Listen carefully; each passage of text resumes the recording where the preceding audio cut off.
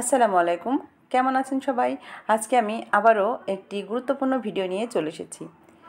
দিন দিন এতটাই উত্তাপ বেড়ে চলেছে যে আমাদের সাধারণ জনগণের কিন্তু বেঁচে থাকাই মুশকিল হয়ে গেছে। যাদের বাসায় এসি নেই তারা কি করে ঘর ঠান্ডা রাখবেন?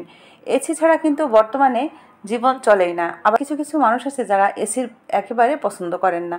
তো তাদের জন্য আজকের এই ভিডিওটি আমি 10টি টিপস আপনাদের সাথে শেয়ার করব। যাদের বাসায় এসি নেই তারা কিন্তু এসির মতোই ঘর ঠান্ডা করে নিতে পারবেন। তো সম্পূর্ণ ঘরোয়া উপায়ে কিভাবে ঘর ঠান্ডা রাখবেন কোনো রকম এসি ছাড়াই, চলুন দেখে নিই। তো আমাদের বাসায় দেখা যায় যে বেডটা কিন্তু সাধারণত জানালার পাশেই থাকে, আর জানালার পাশে থাকার কারণে কিন্তু বাইরের রোদের যে তাপটা সেটা কিন্তু বেশি আসে এবং আমাদের বেডটাকে উত্তপ্ত করে দেয়। তো তার জন্য আপনারা অবশ্যই চেষ্টা করবেন এই জানালায় কিছু ইনডোর প্লান্ট রাখতে। তো বিশেষ করে যে সকল গাছগুলো পানিতে হয় বা এরকম পাথরের ভেতরে পানি দিয়ে গাছগুলো লাগিয়ে রাখবেন, তারপরে এই জানালার কাছে রেখে দেবেন, দেখবেন খুবই সুন্দর কিন্তু ঠান্ডা রাখবে ঘরকে। কেননা পাথর কিন্তু খুবই ঠান্ডা একটি জিনিস, যখনই এটা পানিতে রাখবেন দেখবেন আপনার ঘরকেও কিন্তু ঠান্ডা রাখতে সাহায্য করবে। তো এভাবে আপনারা অনেকগুলো গাছ রেখে দেখবেন এই ঠিক জানালার কাছে যেখানে আপনাদের বেডটা রয়েছে।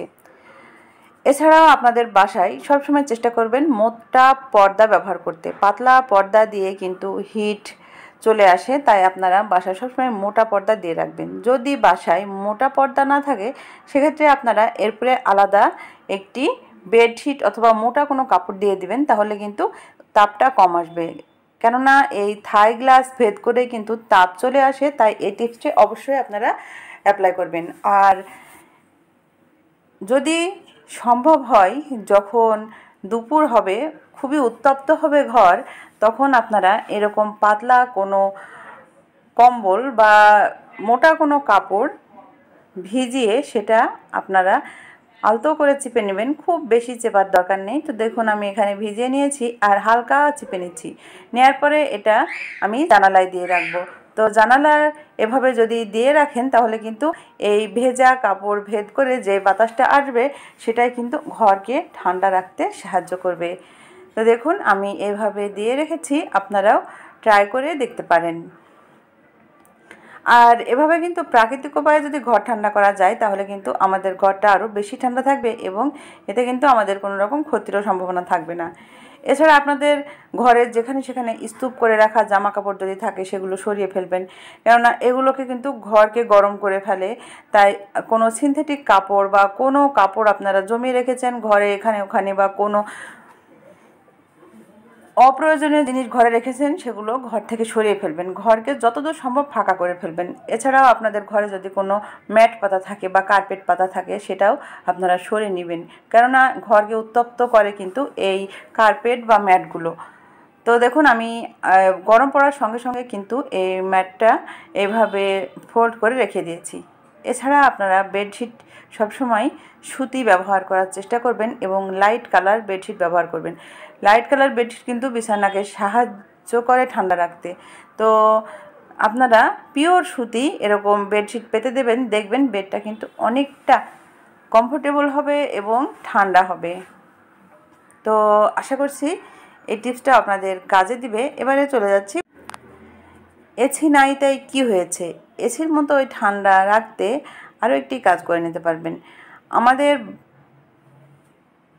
বাসায় যে জানালাটা দিয়ে বাতাসটা বেশি আসে, অর্থাৎ দক্ষিণের দিকের যে জানালাটা রয়েছে সেখানে যদি এরকম বোতলে বরফ বসিয়ে সেটা রেখে দেন, দেখবেন এটা ভেদ করে যখন হাওয়া ঘরে ঢুকবে তখন কিন্তু ঠান্ডা হাওয়াটা ঘরের মধ্যে প্রবেশ করবে, তখন কিন্তু অটোমেটিক আপনাদের ঘরটা ঠান্ডা হয়ে যাবে। আর জানালাটা সবসময় আপনারা ফ্রি রাখার চেষ্টা করবেন যেন এই হাওয়াটা সুন্দরভাবে পাস হয়। এছাড়া যদি আপনারা ফ্যানের নিচে এভাবে বরফ জমিয়ে রেখে দেন বোতলে করে, তাহলে এই বরফটাই বাতাস লেগে কিন্তু এই ঠান্ডা বাতাসটা পুরো ঘর ছড়িয়ে যাবে। যদি আপনারা টেবিল ফ্যান ব্যবহার করেন সেক্ষেত্রে কিন্তু বাটির ভিতরে কিছুটা আইস দিয়ে টেবিলের সামনে বা টেবিল ফ্যানের সামনে রেখে দিতে পারেন, সেক্ষেত্রে কিন্তু সেই বাতাসটাও খুব সুন্দর ঠান্ডা আসবে। এছাড়াও একটি কাজ করতে পারেন, আপনারা এরকম একটি বোতলে ঠান্ডা পানি ভরে নেবেন, তো দেখুন আমি ফ্রিজে ঠান্ডা পানি ভরে নিচ্ছি আর এর ভিতরে দিয়ে দিচ্ছি একটু পারফিউম। যেই পারফিউমটা আপনার খুবই পছন্দ, খুবই মিষ্টি লাগে বা এর ফ্লেভারটা আপনার খুবই ভালো লাগে, তো সেই পারফিউমটা নিয়ে নেবেন এবং এই ঠান্ডা পানির ভিতরে স্প্রে করে দিবেন। তো আপনারা এখানে 4-5 বার স্প্রে করে দিবেন এবং এই বোতলের মুখটা সঙ্গে সঙ্গে লাগিয়ে দিবেন, অর্থাৎ স্প্রেটা লাগিয়ে দিবেন। আর অবশ্যই কিন্তু স্প্রে মেশিনটা আপনারা কিনে নেবেন এই কাজটা করার ক্ষেত্রে। তারপরে এটা একটু ঝাঁকিয়ে নেবেন এবং আপনার রুমের পর্দাগুলো স্প্রে করে দিবেন। দেখবেন আপনার রুম কিন্তু স্নিগ্ধতায় ভরে যাবে আর আপনার প্রিয় সেই পারফিউমটি আপনার ঘরের সৌন্দর্য আরও বাড়িয়ে দিবে এবং ঘরকেও কিন্তু ফ্রেশ রাখতে সাহায্য করবে। এ থেকেও কিন্তু আপনাদের গরমটাও কম লাগবে। এছাড়া এরকম যদি মানি প্লান্ট আপনারা কিছু জানালায় ঝুলিয়ে দেন তাহলে কিন্তু ঘর অনেকটা ঠান্ডা থাকবে। আপনারা সবাই জানেন এরকম ন্যাচারাল যেই প্ল্যান্টগুলো আছে সেগুলো কিন্তু আমাদের ঘরকে ঠান্ডা রাখতে সাহায্য করে। তো আমাদের সবার বাসায় ইনডোর প্ল্যান্ট থাকে, সেগুলো আপনারা রুমে নিয়ে এসে রাখুন, তাহলে দেখবেন রুমকে ঠান্ডা রাখতে সাহায্য করবে। তো আমি এখানে এই জানালায় কিছু মানি প্ল্যান্ট ঝুলিয়ে দিয়েছি। এটা যেমন দেখতেও ভালো লাগছে তেমনি কিন্তু এটা খুবই ভালো একটি কাজেও এসেছে। আমি একটি বোল নিয়েছি এবং এর ভিতরে দিয়ে দিচ্ছি ফ্রিজের ঠান্ডা পানি। তো এই ঠান্ডা পানির ভিতরে আমি এবারে একটি টাওয়াল ভিজিয়ে নিব এবং টাওয়াল ভিজিয়ে নেওয়ার পরে এটা অবশ্যই আপনারা বা আপনাদের বাসার যে বাচ্চারা আছে তাদের গা মুছিয়ে দিবেন। তো মুছিয়ে দিলে দেখবেন অনেকটা ঠান্ডা ফিল করবে, অনেকটা কিন্তু ফ্রেশ লাগবে। আর ঘাম কখনো গায়ে বসতে দেবেন না, বাচ্চাদের গায়ে ঘাম বসে গেলে কিন্তু সে থেকে ঠান্ডা লাগে। তাই আপনারা কিছুক্ষণ পর পর যদি শুকনো কাপড় দিয়ে ঘামটা মুছে দেন তাহলে দেখবেন তাদের আর ঠান্ডা লাগবে না।